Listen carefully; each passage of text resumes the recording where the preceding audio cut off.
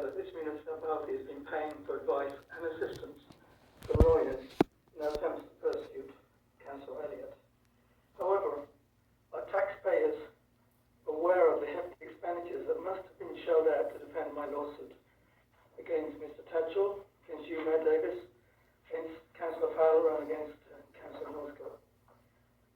Since January of 2022, all of you have participated in perpetually delaying and failing to honour the requirements of the village sewer bylaw. Instead, municipal tax dollars have been used to pay the Victoria law firm Mr. Stuart McDonald Stewart, with the apparent purpose of continuing to deny liability and using devious strategies to further add to damages that I have already sustained. This is a copy of a stamped receipt here.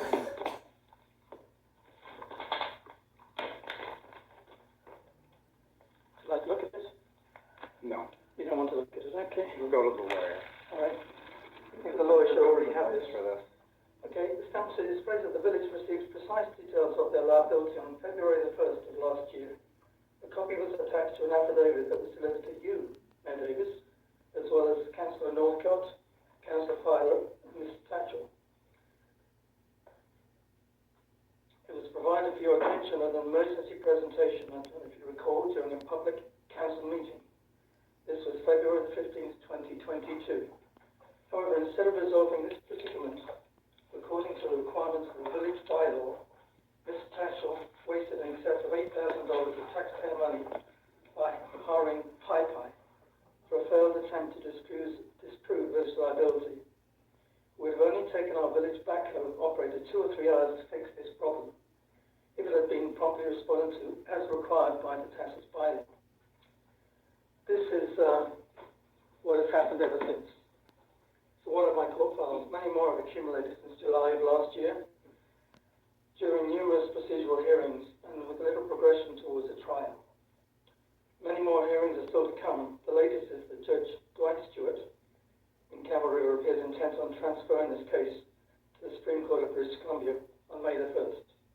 If this happens, residents should be aware that the village costs will escalate enormously, and the legal expenses the villages are already invested in this facade, probably I'm guessing between $10,000 and $20,000, will simply be the tip of an iceberg if this case proceeds to the Supreme Court and even the Court of Appeals.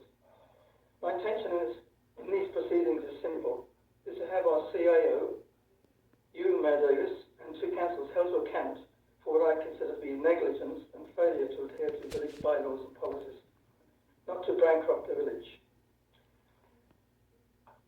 I believe that the village has a defensible position.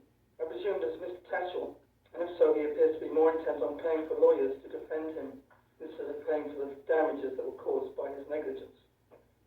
I've got here a transcript of the conversation, Mr. Tatchell.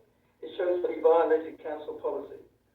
And I've got a transcript of a diabolical telephone conversation with Greg Fraser, who acted irresponsibly and utterly failed to do his job, hence my damages. The recent ruling in favour of Rita Aden establishes the liability of this village. Why does it continue to be ignored by our administration while futile legal expenditures escalate and our tax dollars get ransacked? In recent estimates for repairs, I have a billing for $41,000.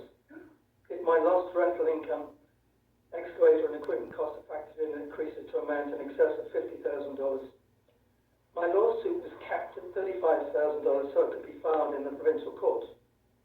The transfer to the Supreme Court will open the taps. The money that our village has already paid out will barely have started to flow. 4 of you, well actually only 2 of you in this room right now, have been sued personally for what I consider to be your negligence and failure to act appropriately, and will therefore be required to undergo comprehensive examinations for discovery in the Supreme Court if it is transferred. I suspect there will be an all-out attempt to use our village resources for hiring lawyers to assist you in withholding information that is necessary to be disclosed, and which the public needs to know. I wonder if Tahsis taxpayers will consider this to be an acceptable expense. Councillor Fowler, Councillor Northcote and Mayor Davis, you were all in attendance when I presented you with an affidavit of facts on the February 15th. Since then, why have you neglected to follow tenets of the village bylaw? Why have you instead hired lawyers to defend the defenceless actions of Mr. Tatchell, and done so at public expense? The decision in the case of Rita Aiden versus the village of Tahsis was recently made on February the 24th. It clearly established the liability of this municipality and reprimanded it for failing to follow Sewer Bible number 645/2021. This council acknowledged this by paying for this judgment. The case of Brown versus Mark Tatchell in the village of Tahsis has the same cause of action, and it is also hinged on the same bylaw clause. Therefore, it will be ruled on in a similar manner, sooner or later. Why is money being wasted on lawyers for delaying the inevitable? Documentation has been submitted, and details are currently being reviewed, not only by Judge Stewart in Provincial Court, but also by Chief Judge Melissa Gillespie, as head of the Judicial Council, and the British Columbia Attorney General Nikki Sharma. How much longer will this facade of denial continue? Mayor Davis, how much longer will you permit Mr. Tatchell to spend vast amounts of our public money on attempting to defend an indefensible position?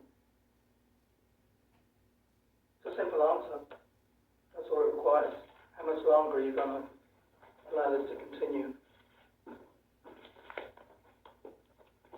Point of privilege concerning this public input.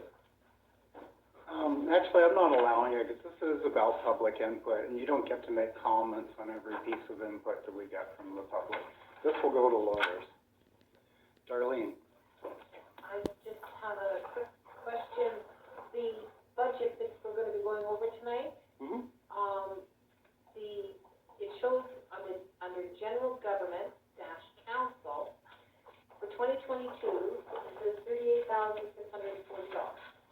For 2023, it shows $73,931. When we get to that point in the meeting, could I have an idea of where this $35,291 is going? I will speak to that in my report to council. Was it council? Yeah. Okay, is there any further public input? You don't make it, so you know where they go? So, comments go over to that? Okay. Report to council is public, you can read it. Yeah. I'll read it out loud.